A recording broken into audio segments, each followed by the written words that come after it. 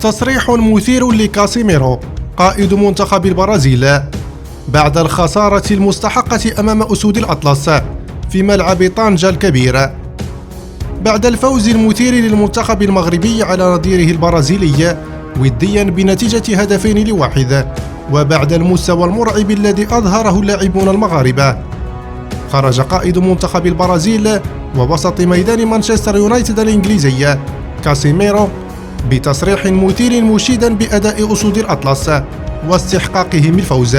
حيث قال: المنتخب المغربي لم يصل إلى المربع الذهبي لكأس العالم بصدفة، الأمر واضح للجميع،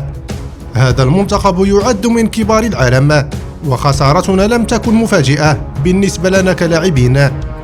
كانوا أفضل منا في معظم أطوار اللقاء واستحقوا الفوز. يذكر أن المنتخب المغربي بهذا الفوز على راقصي السامبا والمنتخب الأول تصنيفا في ترتيب الفيفا سيصعد برتبة أو رتبتين في التصنيف